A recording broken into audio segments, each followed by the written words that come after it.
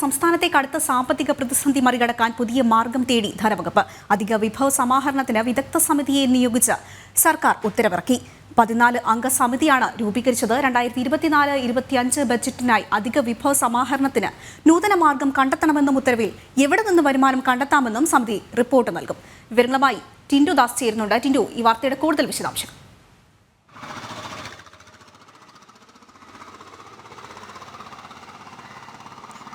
അതിന് സംസ്ഥാനത്തെ സംബന്ധിച്ചിടത്തോളം ധനപ്രതിസന്ധി രൂക്ഷമാണ്. അപ്പോൾ ഈ കഴിഞ്ഞ 2023-24 വർഷത്തെ ബജറ്റിൽ ഇന്ധന സെസ്, കെട്ടിട നികുതി തുടങ്ങിയ ഇനങ്ങളിൽ നിന്നായിരുന്നു അധിക വിഭവ സമാഹരണം കണ്ടെത്തിയിരുന്നത്, അല്ലെങ്കിൽ അധികമായി സംസ്ഥാനത്തിന് ആവശ്യമായിട്ടുള്ള തുക കണ്ടെത്തിയിരുന്നത്. പക്ഷേ ഇത് അധിക സെസ് ഏർപ്പെടുത്തിയിരുന്നതിലൂടെയൊക്കെ വലിയ പ്രതിഷേധങ്ങളും വലിയ വിമർശനങ്ങളൊക്കെ സംസ്ഥാന സർക്കാർ നേരിടേണ്ടി വന്നു, അല്ലെങ്കിൽ ധനവകുപ്പ് നേരിടേണ്ടി വന്നു.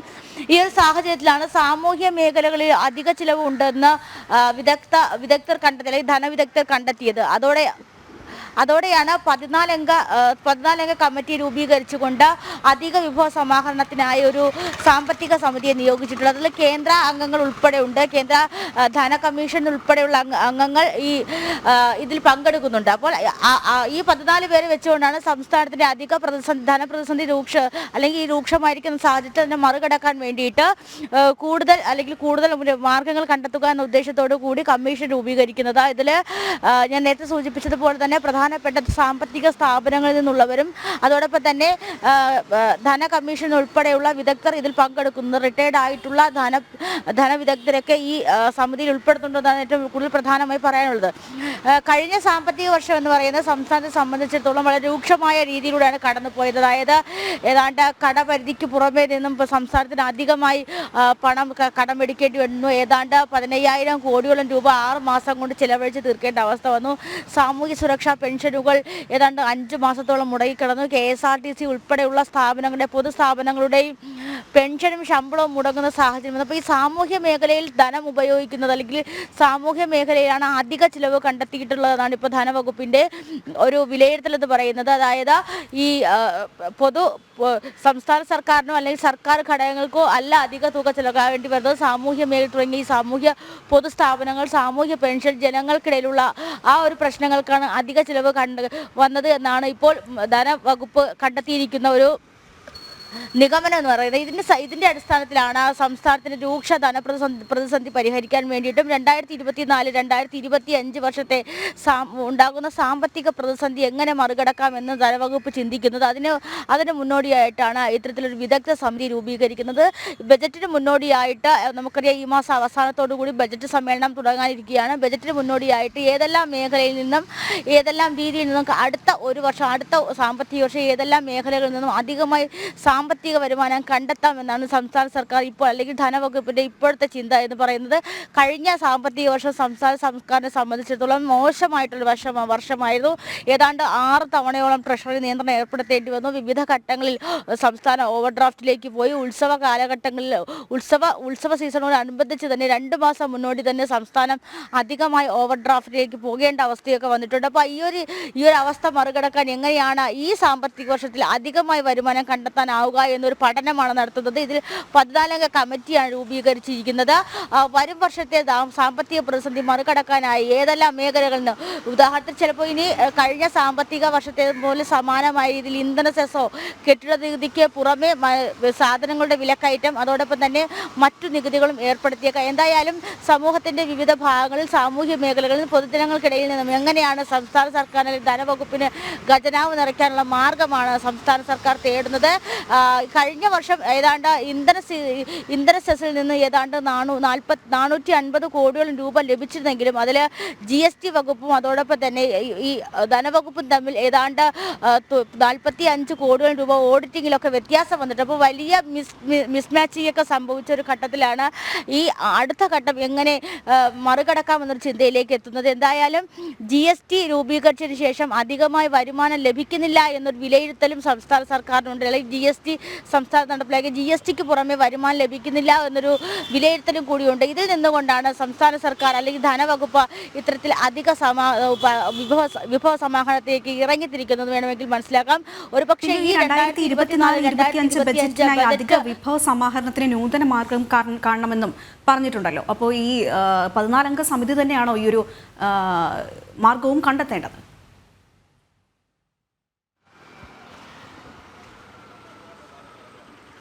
തീർച്ചയായും ഞാൻ നേരത്തെ സൂചിപ്പിച്ചതുപോലെ തന്നെ ഡിസാസ്റ്റർ മാനേജ്മെന്റ് ഉൾപ്പെടെ അല്ലെങ്കിൽ ക്രൈസിസ് മാനേജ്മെന്റ് ഉൾപ്പെടെയുള്ള മേഖലകളിൽ നിന്നും ആളുകളെ തിരഞ്ഞെടുത്തുകൊണ്ടാണ് 14 മേഖലകളിൽ നിന്നും പ്രമുഖ വ്യക്തികളെ തിരഞ്ഞെടുത്തുകൊണ്ടാണ് ഇത്തരത്തിലൊരു കമ്മിറ്റി രൂപീകരിച്ചിരിക്കുന്നത്. അതായത് ഏത് മേഖലയിലേക്കാണ് പണം കൂടുതൽ ഒഴുകുന്നത്, ഏത് മേഖലയിൽ നിന്നും കൂടുതൽ അധികമായി നികുതി ഉൾപ്പെടെയുള്ള അധികമായിട്ടുള്ള ഒരു പ്രഹരത്തിലൂടെ എങ്ങനെ സംസ്ഥാനത്തിന് ധനവകുപ്പിന് ഖജനാവ് നിറയ്ക്കാം എന്നൊരു പഠനം തന്നെയാണ് ഇതിൽ നടക്കുക. ഇതിൽ ഉന്നതായ ഉദ്യോഗസ്ഥരെ ഉൾപ്പെടുത്തിക്കൊണ്ട് ഈ ഒരു പഠനം നടത്തിക്കൊണ്ട് ആ പഠന റിപ്പോർട്ടിനെ അടിസ്ഥാനമാക്കിയിട്ടായിരിക്കും ഇനി 2024-2025 വർഷത്തെ ബജറ്റ് സമ്മേളനവും അതുപോലെ തന്നെ ബജറ്റ് അവതരിപ്പിക്കുക. ഈ ബജറ്റിന് ശേഷമായിരിക്കും നമുക്ക് മനസ്സിലാവുക ഏതൊക്കെ മേഖലയിൽ നിന്നാണ് അധിക പണം ഈടാക്കുന്നതെന്ന്.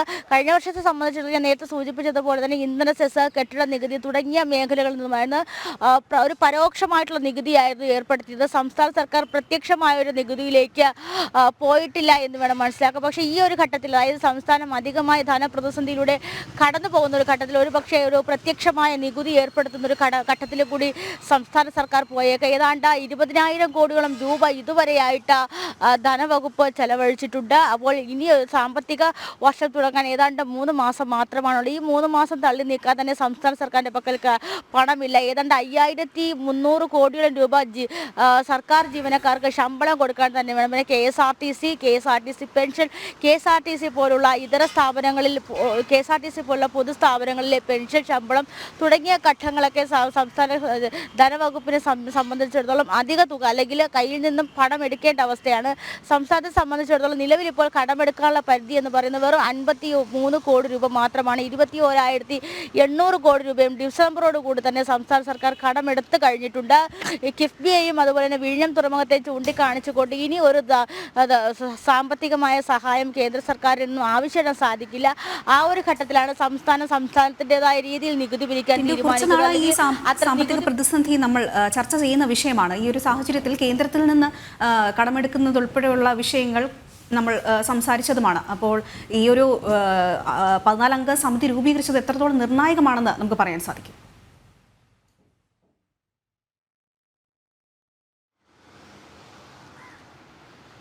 ഒരുപക്ഷെ ഈ 14-അംഗ വിദഗ്ധ സമിതിയെ ഉൾപ്പെടുത്തിക്കൊണ്ടൊരു ടീമിനെ രൂപീകരിച്ച് അല്ലെങ്കിൽ സമിതിയെ രൂപീകരിച്ചത് ഒരു നിർണായക ഒരു അവസാനമായിട്ടുള്ളൊരു പിടിവള്ളിയായിട്ട് തന്നെയാണ്. കാരണം സംസ്ഥാന സർക്കാരിനെ സംബന്ധിച്ചിടത്തോളം, ധനവകുപ്പിനെ സംബന്ധിച്ചിടത്തോളം ഈ പദ്ധതി നടത്തിപ്പ് അതോടൊപ്പം തന്നെ പണം എവിടെ ഏത് രീതിയിൽ ചെലവാക്കണമെന്ന രീതിയിലൊരു കൺഫ്യൂഷൻ ഇപ്പോഴും നിലനിൽക്കുന്നത്. അതിന് ഉദാഹരണമാണ് കഴിഞ്ഞ വർഷങ്ങളിൽ നടന്ന സർക്കാർ ചിലവിൽ നടന്ന പരിപാടികൾക്കെല്ലാം നമുക്കറിയാം ഏതാണ്ട് 500 കോടിയിലധികം രൂപയാണ് സർക്കാർ പരിപാടികൾക്ക് മാത്രമായിട്ട് ചിലവാക്കേണ്ടി വന്നത്. പിന്നെ അതിൽ നിന്നും പുറമെ റവന്യൂ വരുമാനങ്ങൾ പിടിച്ചെടുക്കുന്നില്ല. റവന്യൂ വരുമാനങ്ങൾ ശരിയായ രീതിയിൽ പിടിച്ചെടുക്കാതെ വരുമ്പോൾ തന്നെ സംസ്ഥാനത്തിനെ സംബന്ധിച്ചിടത്തോളം ഒരു വലിയ രീതിയിലുള്ള ഇടിവ് സംഭവിക്കുന്നുണ്ട്. റവന്യൂ വരുമാനങ്ങൾ വിവിധ മേഖലകളിൽ നിന്നും വിവിധ സ്ഥാപനങ്ങളൊക്കെ റവന്യൂ വരുമാനം പിടിച്ചെടുക്കുകയാണെങ്കിൽ തന്നെ ഒരു സംസ്ഥാന സർക്കാരിനെ സംബന്ധിച്ചിടത്തോളം അല്ലെങ്കിൽ ധനവകുപ്പിനെ സംബന്ധിച്ചിടത്തോളം ഏറ്റവും ഒരു അനുകൂലമായ സാഹചര്യമാണ്. അപ്പോൾ അത്തരത്തിലുള്ള ഈ വരുമാനങ്ങൾ പിടിച്ചെടുക്കാതെ തന്നെയാണ് എങ്ങനെ അധികമായിട്ട് ഒരു ധനസമാഹരണം നടത്താമെന്നൊരു ചിന്തയിലേക്ക് പോകുന്നത്. അത്രയും ക്രൈസിസ് ആയാൽ അല്ലെങ്കിൽ അത്രയും ബുദ്ധിമുട്ടായി നിൽക്കുന്ന ഒരു ഘട്ടത്തിലൂടെയാണ് സംസ്ഥാനത്തിൻ്റെ ധനവകുപ്പിനെ സംസ്ഥാനം കടന്നു പോകുന്നത്. നമുക്ക് ഈ വിദഗ്ധ സമിതിയെ രൂപീകരിച്ചതിലൂടെ മനസ്സിലാക്കാൻ സാധിക്കും. അടുത്ത സാമ്പത്തിക വർഷമെങ്കിലും എങ്ങനെയും ഏതാണ്ട് അടുത്ത സാമ്പത്തിക വർഷം ആരംഭിച്ച് ഏതാണ്ട് 5 മാസം കഴിയുമ്പോൾ തന്നെ സംസ്ഥാന സർക്കാരിന് കടമെടുക്കാനുള്ള പരിധി അവസാനിക്കും. അല്ലെങ്കിൽ തന്നെ അത്തരത്തിലുള്ള മുൻകൂട്ടി കണ്ടുകൊണ്ട് തന്നെയാണ് ഇത്തരത്തിൽ ഒരു സമിതിയെ രൂപീകരിച്ചിരിക്കുന്നത്. അപ്പോൾ ആ കയ്യിലുള്ള പണം അവസാനിക്കുന്ന ഘട്ടത്തിൽ എങ്ങനെ അധികമായിട്ട് പണം കൊണ്ടുവരാം, അല്ലെങ്കിൽ അധികമായിട്ട് ഇത്തരത്തിൽ കുറച്ച് അധികമായിട്ട് ഖജനാവിലേക്ക് പണം കൊണ്ടുവരാം എന്നൊരു ലക്ഷ്യം വെച്ചുകൊണ്ടാണ് ഈ സമിതിയെ രൂപീകരിക്കുന്നതെന്ന് നമുക്ക് മനസ്സിലാക്കാൻ സാധിക്കും. കഴിഞ്ഞ വർഷം ഏർപ്പെടുത്തിയ നികുതി, കെട്ടിട നികുതി ആയാലും ഇന്ധന സെസ് ആയാലും അല്ലെങ്കിൽ ആ മേഖലകളിൽ നിന്നൊക്കെയുള്ള മദ്യത്തിൽ നിന്നുള്ള വരുമാനമാണ്. മദ്യത്തിന് കഴിഞ്ഞ വർഷം ഏതാണ്ട് 10 രൂപയോളം അധികമാണ് കൂട്ടുക. അപ്പോൾ മദ്യത്തിൽ നിന്നുള്ള വരുമാനമാണെങ്കിലും ഒക്കെ എത്ര രൂപയാണ് കിട്ടിയിട്ടുള്ളത് എന്ന് ഇതുവരെ സംസ്ഥാന സർക്കാരിൻ്റെ കയ്യിൽ നിന്ന് വ്യക്തമായിട്ടൊരു ഓഡിറ്റിംഗ് കണക്കില്ല എന്നുള്ളത്, അല്ലെങ്കിൽ ധനവകുപ്പിൻ്റെ കയ്യിൽ വ്യക്തമായിട്ടൊരു ഓഡിറ്റിംഗ് കണക്കില്ല. ഈ 3 മേഖലയിൽ നിന്നുമാണ് സംസ്ഥാനത്തിന് ഏറ്റവും കൂടുതൽ വരുമാനം ലഭിക്കുന്നത്. അപ്പോൾ ഏറ്റവും കൂടുതൽ വരുമാനം ലഭിക്കുന്ന മേഖലയിൽ നിന്നും എത്രത്തോളം പണം കിട്ടിയിട്ടുണ്ട് എന്ന് പോലും ഒരു വ്യക്തമായ കണക്കില്ല. അപ്പോൾ ഏതൊരു പണത്തിനും കണക്കില്ലാതെ പോകുമ്പോൾ ചെലവഴിക്കുന്ന തുകയ്ക്കൊരു കണക്കില്ല. അപ്പോൾ ആ ഒരു സാഹചര്യത്തിൽ അത്രയും ക്രിട്ടിക്കലായിട്ടുള്ള അല്ലെങ്കിൽ ബുദ്ധിമുട്ടായ ഒരു ഘട്ടത്തിലൂടെയാണ് ഒരു വിദഗ്ധ സമിതിയെ രൂപീകരിച്ചു കൊണ്ടൊരു പഠനം നടത്തുക, ആ പഠനത്തിന് അനുകൂലമായിട്ടൊരു തീരുമാനമെടുക്കുക എന്നൊരു ഘട്ടത്തിലേക്ക് പോകുന്നത്. ക്രൈസിസ് മാനേജ്മെൻറ്റ് ഉൾപ്പെടെയുള്ള മേഖലകളിൽ നിന്നും ഉള്ള 14 പേരാണ് ഈ സമിതിയിൽ ഉൾപ്പെട്ടിരിക്കുന്നത്. കേന്ദ്രത്തിൽ നിന്നുൾപ്പെടെയുള്ള കേന്ദ്ര ധന കമ്മീഷൻ ഉൾപ്പെടെയുള്ള ആളുകൾ ഇതിൽ ഉൾപ്പെടുത്തിയിട്ടുണ്ട്. ഇവരുടെ തീരുമാനത്തിനനുസരിച്ചായിരിക്കും ഏതെല്ലാം മേഖലയിൽ നിന്നും അധികമായി വിഭവ സമാഹരണം നടത്തണം, ഏതെല്ലാം മേഖലയിൽ നിന്നും പണം കണ്ടെത്തണം, സാമൂഹ്യ മേഖലയിൽ എങ്ങനെയാണ് പണം ഒഴുകുന്നത്, ആ ഒരു കാര്യങ്ങളൊക്കെ കണ്ടെത്തിയതിനു ശേഷം മാത്രമായിരിക്കും ഇവരുടെ തീരുമാനവുമായിട്ടായിരിക്കും സംസ്ഥാനം മുന്നോട്ട് പോകുക. 2024-25 സംബന്ധിച്ചിടത്തോളം സാമ്പത്തിക വർഷം എന്ന് പറയുന്നത് വളരെ ദുഷ്കരമായിരിക്കുമെന്ന് മുന്നേ തന്നെ തിരിച്ചറിയുന്നുണ്ട്. കാരണം സംസ്ഥാന സർക്കാരിനെ സംബന്ധിച്ചിടത്തോളം കടമെടുക്കാനുള്ള പരിധി ഇനിയില്ല. ഞാൻ നേരത്തെ സൂചിപ്പിച്ചതുള്ള വിഴിഞ്ഞവും അതുപോലെ തന്നെ കിഫ്ബിയും ചൂണ്ടിക്കാണിച്ച് പണം എടുക്കാൻ സാധിക്കില്ല. കിഫ്ബിക്ക് കഴിഞ്ഞ 7 വർഷം കൊണ്ട് വിവിധ മേഖലകളിൽ നിന്നും 21,000 കോടി മാത്രം, ഒരു 21,000 കോടിക്ക് അകത്ത് മാത്രമാണ് സമ്പാദിക്കാൻ അല്ലെങ്കിൽ പുറത്തു നിന്നും വരുമാനം കൊണ്ടുവരാൻ സാധിച്ചിട്ടുള്ളത്. അതിന് പുറമെ തന്നെ 20,000-ന് പുറമെ, അതായത് 20,000-ന് 2 ഇരട്ടി കിഫ്ബിക്ക് അധികമായിട്ട് പണം ഇവിടെ തന്നെ ചിലവായിട്ടുണ്ട്. അതോടൊപ്പം തന്നെ പല 1200ഓളം പദ്ധതികൾ ഇപ്പോഴും പാതി വഴിയിൽ കിടക്കുകയാണ്. കിഫ്ബി വഴി നടത്തിക്കുന്ന പല പദ്ധതിയിലും പാതി വഴിയിൽ അവസാനിക്കുന്നു. അപ്പോൾ പല ഘട്ടങ്ങളിലായി കിഫ്ബിക്ക് തന്നെ പണം കൊടുക്കുന്നത് തന്നെ ഒരു ബാധ്യതയായി മാറിയിട്ടുണ്ട്. അപ്പോൾ ആ ഒരു ഘട്ടത്തിൽ ഇവരെ ഒന്നും ചൂണ്ടിക്കാണിച്ച് കേന്ദ്രത്തിൽ നിന്നും പണം വാങ്ങാൻ കഴിയില്ല. അതുപോലെ തന്നെ ബ്രാൻഡിംഗ് ഉൾപ്പെടെയുള്ള പ്രശ്നവുമായി സംസ്ഥാന സർക്കാരും കേന്ദ്ര സർക്കാരും ചില പ്രശ്നങ്ങൾ നടക്കുന്നുണ്ട്. കേന്ദ്ര സർക്കാരിൻ്റെ പദ്ധതികൾ പലതും സംസ്ഥാന സർക്കാർ ബ്രാൻഡിംഗ് ഒഴിവാക്കിക്കൊണ്ട് സംസ്ഥാനം നടപ്പിലാക്കുന്നുണ്ട്. അപ്പോൾ ആ ഒരു കാര്യമൊക്കെ സംസ്ഥാനത്തിൻ്റെതായ ഒരു ഇടപെടലുകൾ, തെറ്റായ ഇടപെടൽ കൊണ്ട് പല മേഖലകളിൽ നിന്നും ലഭിക്കാവുന്ന പണം ഇപ്പോൾ ലഭിക്കുന്നില്ല എന്നുണ്ടെങ്കിൽ ആരോഗ്യ മേഖലയെ സംബന്ധിച്ചാണെങ്കിലും കേന്ദ്ര സർക്കാർ കൊടുക്കുന്ന പണം ശരിയായ രീതിയിൽ വിനിയോഗിക്കില്ല എന്ന് പല ഘട്ടങ്ങളിൽ നിന്ന് റിപ്പോർട്ട് ഉയർന്നതാണ്. ഈ ഒരു സാഹചര്യത്തിൽ തന്നെയാണ് സംസ്ഥാനത്തെ സംബന്ധിച്ചിടത്തോളം കേന്ദ്രത്തിൽ കിട്ടുന്ന വരുമാനം കുറഞ്ഞത്.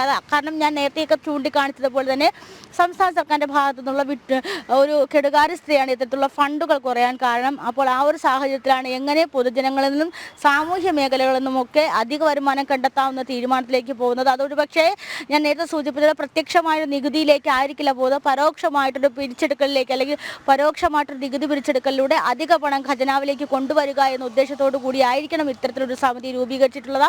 എന്തായാലും ഈ 2024-25 ബജറ്റ് വർഷത്തിലേക്ക് സാമ്പത്തിക വർഷത്തിലെ വരുമാനം കണ്ടെത്താനായിട്ട്, അധിക വരുമാനം കണ്ടെത്താനായിട്ടാണ് ഇത്തരത്തിലൊരു സമിതി രൂപീകരിച്ചതെന്ന് നമുക്ക് മനസ്സിലാക്കാൻ സാധിക്കും. ആതിര, ശരി. സംസ്ഥാനത്തെ കടുത്ത സാമ്പത്തിക പ്രതിസന്ധി മറികടക്കാൻ പുതിയ മാർഗം തേടി ധനവകുപ്പ്. അധിക വിഭവ സമാഹരണത്തിന് വിദഗ്ധ സമിതിയെ നിയോഗിച്ച് സർക്കാർ ഉത്തരവിറക്കിയിരിക്കുകയാണ്. 14 അംഗ സമിതിയാണ് രൂപീകരിച്ചത്. 2024-25 ബജറ്റിനെ അധിക വിഭവ സമാഹരണത്തിന് നൂതന മാർഗം കണ്ടെത്തണമെന്നും ഉത്തരവിൽ എവിടെ നിന്ന് വരുമാനം കണ്ടെത്തണമെന്നും സമിതി റിപ്പോർട്ട് നൽകും. ടിൻഡുദാസാണ് വിശദമായ റിപ്പോർട്ട് നൽകിയത്.